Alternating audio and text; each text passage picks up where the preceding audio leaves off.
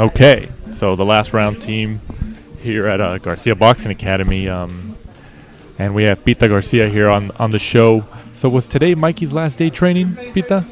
Today was his last day sparring, yeah. Not training still. When we get to Dallas, he'll still, Monday through Wednesday, he'll still do mitts and do some light runs and stuff. But today was the last tough day of sparring and mitts. So what? How many times has he sparred throughout this training camp today? It's been a total of, I'd say, 8 weeks of sparring. He's been training probably anywhere between 10 and 12 weeks. But the sparring's been 8 weeks. So 3 times a week, it's probably 24 sparring sessions, I would say. And how's he been? I mean, and we know you've seen him spar up against a bunch of guys over the years. How's he been looking for this camp? No, he's been looking really good this camp.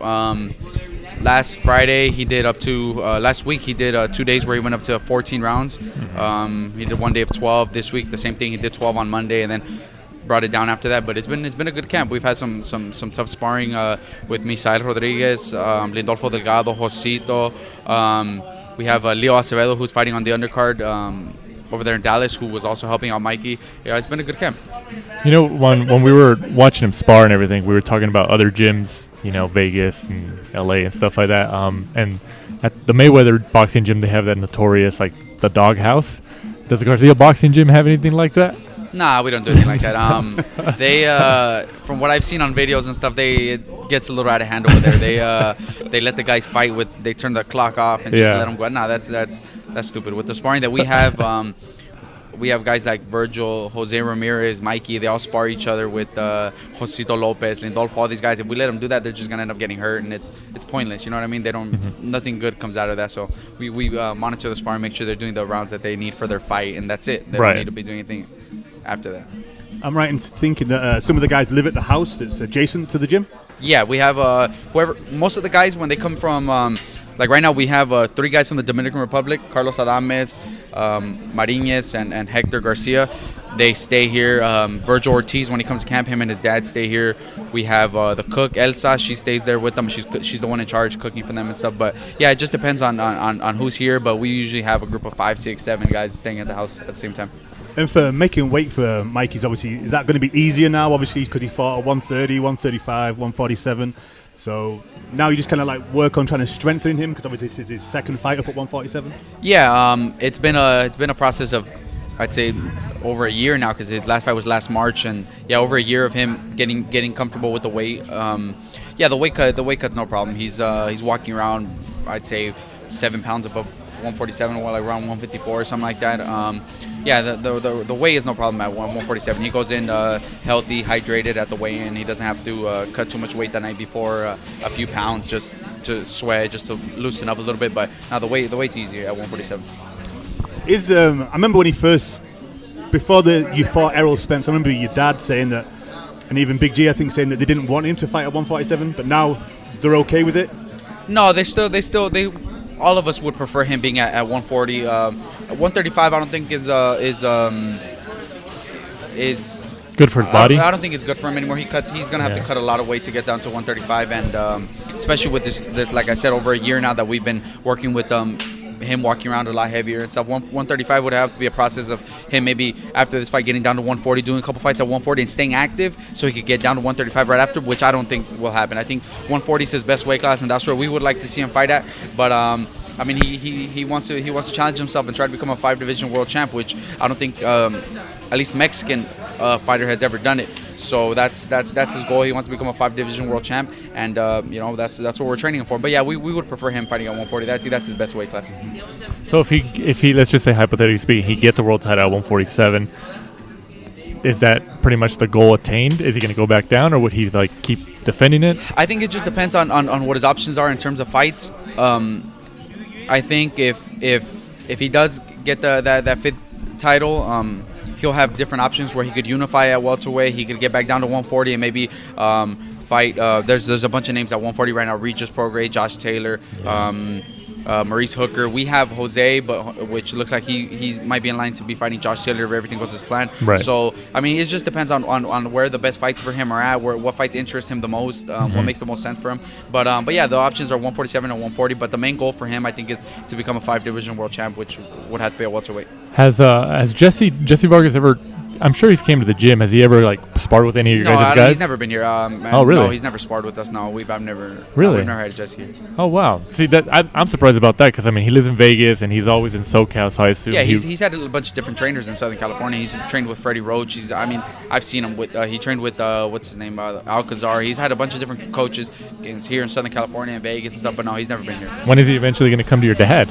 I'm sorry? Is he eventually going to come to your dad? I don't know. I can't say yes or no, but nah, we never had Jessie Vargas here. Oh, wow. So have any of your guys, at least in your gym at the moment, have they ever sparred him? We had Eric De Leon go out to Vegas to go do I think it was Eric De Leon that went to Vegas to do a training camp with him when Jesse was gonna fight Pacquiao. They hired De Leon's a southpaw to go help him out. But De Leon hasn't been here, and he's had an injury, so he hasn't been here. So we haven't really talked to him, asked him about the sparring or nothing. Right. I mean, afterwards he did tell us a little bit about how it happened. I don't even remember. It was I don't even remember when Jesse fought Pacquiao. It was years ago. Already. Yeah, it was years ago. So that's the only one that's worked with him. Besides that, I don't think anybody's ever sparred him or nothing. And then in terms of, I mean, it's looking at him today, he looked like he was in good shape. No injuries in this training camp, nothing like that. No, nothing. It's been a good camp. Yeah, today he just did 8 rounds, so he was real loose, light on his feet, quick. Everything's perfect right now going up to the fight. And then I mean, because Jesse is naturally the bigger guy. Yeah. But I think at least to us, he is a good matchup at 147, especially after somebody like Spence. Yeah. So I mean, what you don't want to reveal too much of the game plan, but I mean, like fighting a bigger fighter, what does Mikey have to do? I mean, like I said, the sparring partners that we've had have been different guys, different styles. We've had Lindolfo Delgado and Leo Acevedo, who are more boxers. They're quick. They like to move around. Then we've had guys like Josito and Misael, who are bigger, stronger guys that like to put pressure. Mikey's gonna be ready for whatever Jesse brings. But yeah, him naturally being the bigger guy, I think he's going to try to move around, use his distance. So Mikey's going to have to, put a little bit of pressure, back him up. But we're ready for anything. The sparring that we've had has been, the best sparring we could get for this fight, and he's going to be ready for whatever Jesse tries to do. But yeah, like you said about the matchup, I think it's a perfect matchup for Mikey to show that he belongs at welterweight. The Errol Spence fight, I mean, he just happened to be in there with probably the best welterweight. Mm-hmm. But now getting back in there with another welterweight, Jessie Vargas, I think is perfect. He's coming down from 154 actually, but I mean, he's a big, strong. He's going to be a lot bigger, have a lot more weight on Mikey, but it's going to be a good fight for Mikey to prove that he belongs at welterweight. When Mikey was also obviously fielding offers from all these promoters, I mean, we all know as boxing fans, and especially you being in the business, Eddie Hearn's like a pretty good salesman. He knows how to market himself. Did Mikey get that kind of pitch that he usually gives? Eddie Hearn, when he gives that sales pitch? He's been talking to Mikey for, I would say, over like a year and a half already. Right. Trying to get him. I don't know what he told him this time that got him to sign, but I mean, I wasn't there, so I don't know too much about how all the negotiation stuff went down. I knew when they met up and stuff. There was at one point where Mikey flew out to late last year. He flew out to England and he met him out there. With him and some of the main people from DAZN and stuff. So I mean, I know it's been a long process for Eddie to finally get him, but now he got him for this one fight. So we'll see what happens after. But yeah, Eddie's good people. When me and Danny were watching sparring, we were kind of wondering how, obviously, your father Robert's the main trainer, I assume, for Mikey. How much is Big G still involved? Because we saw him jumping up and he's here with us every day. He's a lot less hands-on these days. He lets us do all the mids and how many rounds, and we control. Not even we. My dad controls all the sparring, controls what guys we're bringing in and out, stuff like that. But me and him are the ones that are doing the mids and stuff. But my grandpa's here every day watching, giving us advice and telling us what we should be working on and this and that. So he's it's him and my dad, the main trainers. But yeah, he's here every day giving us his input and stuff on how he thinks Mikey's looking and what we need to be working on and stuff. Kind of turning your attention to the next fight for your team. Virgil is obviously going to be going in there next month. He's just started camp. How things going with him? He's been well. I mean, the fight's already a month away, so he's been here. I would say like 4 or 5 weeks already. He's been sparring, up to 10 rounds already. But he's looking good, man. Samuel Vargas, I think, is a good test for him. it's gonna be Virgil's at a weight class where Golden Boy doesn't have the world champs, the top guys at welterweight. So the next best thing I think is for him obviously being so young, he's 21 years old. The next best thing is to be fighting guys that have already competed with the top welterweights and to show that he belongs in there.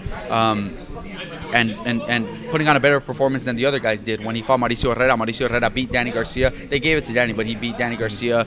He's never been stopped. Virgil stopped him in like 2-3 rounds. Right.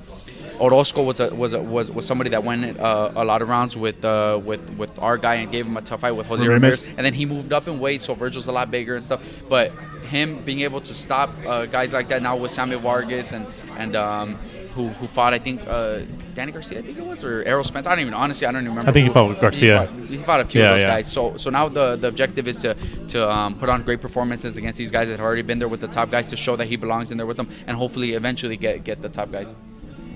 In terms of Virgil, you know, how long before Golden Boy, at least from you guys being on his team, before they really want to get him in there with like one of the big contenders or one of the top guys? If it was up to us, I think we would be in there. You know, maybe by the end of the year, early next year, something like that, with the top welterweights, because we see what he's able to do in the gym, and we know he would be ready. But I mean, he's, like I said, he's only 21 years old, so there's no rush. I mean, we don't have to try to push for those fights just yet. We could wait, and plus, it's going to be a lot harder with him being on DAZN and with Golden Boy. There's no world champ right now that fights on DAZN at welterweight. There's no world champ that's with DAZN that's a welterweight. You have the WBO's Terrence Crawford, who's with Top Rank and ESPN. You have Errol Spence, who's unified champ. He's with PBC. Even the next group of guys like Sean Porter, Keith Thurman, Danny Garcia, all those guys are all PBC. So even business-wise, it's going to be tough. But he's still, I mean, we have plenty of time with him. He's only, like I said, he's only 21 years old. So, you know, time isn't an issue. Like, we have all the time in the world to wait. So, you know, while we were obviously here at your guys' gym, there was kind of some breaking news. I don't know if you call it breaking news or repetitive news. Adrien Broner allegedly got arrested at the MGM Grand for trespassing. What's your reaction to that? I mean, it's Broner. Like, I looked at it and just kept scrolling through Twitter. Like, I mean, it's just at this point, it's like, oh, okay, like no surprise. Like, it's just another fight week and Broner getting arrested. But I mean, I don't know. I don't really know what happened or what the problem was, what he did or whatever. But yeah. So when Mikey wins his next fight, are we going to see another car added to the collection, and do you get to drive those? The only one, the one I drove was his one of his Lamborghinis, the Lamborghini. I don't even know what kind of fucking Lamborghinis they are. I don't even know what kind of cars they are. But I drove one of them. When we did our training camp last year it was in August. We went to Snack with Victor Conte, and we were up there for like a month.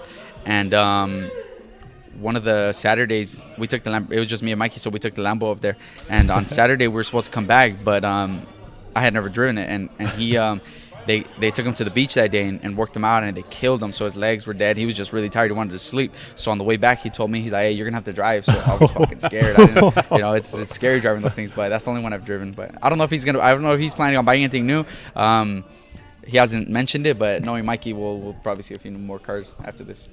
Well, Pita, we appreciate the time. We know you guys are wrapping up here, and go ahead and plug, because we saw you, of course, obviously a lot of boxing fans know, but we saw you working out with the kids, putting them through drills. I think you guys let them come out work for free or low income or something like that. Yeah, we have our amateur classes that me and Chepe run. We just have people DM us on Instagram, _Garcia Pita, or my dad's Instagram, which is at Garcia Boxing. Mm-hmm. Just send me a message. We all levels of experience. We train.